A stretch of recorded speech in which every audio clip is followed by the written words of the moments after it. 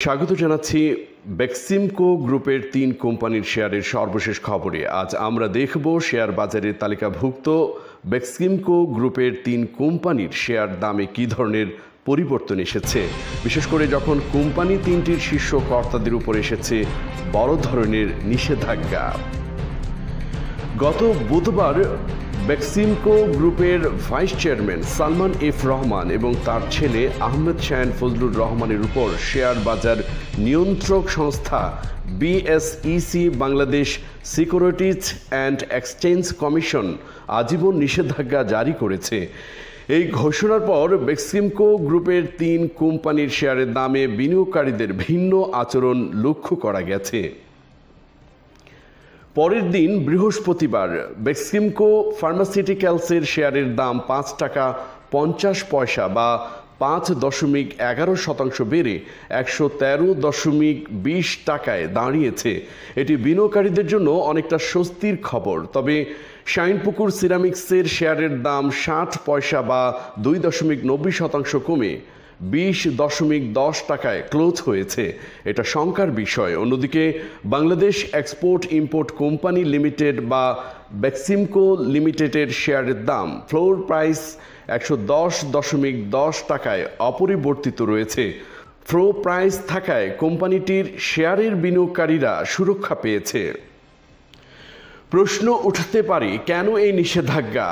BSEC বুধবার এক বিজ্ঞপ্তিতে জানিয়েছে যে Sripur township green zero coupon বন্ডের মাধ্যমে ১,০০০ কোটি টাকা তোলার সময় গুরুতর অনিয়ম হয়েছে। বিএসইসি বলছে এই বন্ডটি বেক্সিমকো গ্রুপের শ্রীপুর টাউনশিপ বললেও আসলে আইএফআইসি ব্যাংকের সম্পৃক্ততা নেই। আইএফআইসি ব্যাংকের নাম ব্যবহার করে সাধারণ বিনিয়োগকারীদের বিভ্রান্ত করা হয়েছে। ২০২৩ সালে বন্ড ছাড়ার সময় সালমান এফ রহমান ছিলেন আইএফআইসি ব্যাংকের চেয়ারম্যান এবং তার ছেলে শায়ান রহমান ছিলেন ভাইস চেয়ারম্যান। এই ঘটনাকে বিএসইসি বিনিয়োগকারীরা প্রতারণার সবচেয়ে গুরুতর ঘটনা হিসেবে বর্ণনা করেছেন। এর জেরে সালমান এফ রহমান ১০০ কোটি টাকা এবং তার ছেলে শায়ানকে ৫০ কোটি টাকা জরিমানা করা হয়েছে। এছাড়াও বেক্সিমকো গ্রিন সুকুকের মাধ্যমে ৩,০০০ কোটি টাকা তোলার ক্ষেত্রে ক্ষমতার অপব্যবহার ও নিয়ম ভাঙার প্রমাণ পেয়েছে নিয়ন্ত্রক সংস্থা। এমন পদক্ষেপ বাজারের জন্য দীর্ঘমেয়াদে ইতিবাচক বার্তা বহন করে। নিয়ন্ত্রক সংস্থার এমন কঠোর অবস্থানে এটাই প্রমাণ করে যে শেয়ার বাজারে স্বচ্ছতা ও সুশাসন নিশ্চিত করতে তারা বদ্ধপরিকর। এটি বাজারে সুস্থ প্রতিযোগিতামূলক পরিবেশ তৈরি করবে এবং বিনিয়োগকারীদের আস্থা বৃদ্ধিতে সহায়ক হবে। ভবিষ্যতে এমন অনিয়ম প্রতিরোধের মাধ্যমে বাজারের গুণগত মান আরও বাড়বে বলে আশা করা হচ্ছে। তাই যদিও সাময়িকভাবে কিছু অস্থিরতা দেখা যেতে পারে, তবে দীর্ঘমেয়াদে এটি একটি শক্তিশালী ও নির্ভরযোগ্য শেয়ার বাজার গড়ে তোলার পথে গুরুত্বপূর্ণ পদক্ষেপ। বিনিয়োগকারীদের মনে রাখতে হবে, নিয়ন্ত্রক সংস্থা সবসময় বিনিয়োগকারীদের স্বার্থ রক্ষায় কাজ করছে।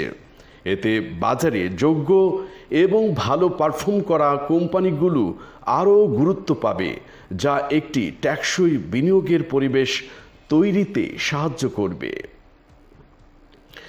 তবে বিনিয়োগকারীদের মনে রাখা দরকার, বেক্সিমকো ফার্মা বাংলাদেশে একটি ঔষধ কোম্পানি।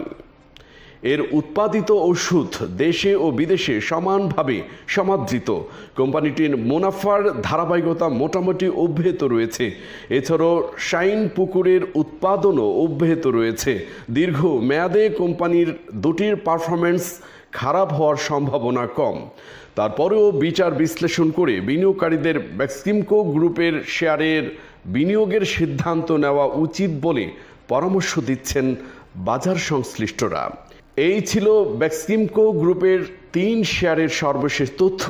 আমাদের সাথে থাকার জন্য ধন্যবাদ।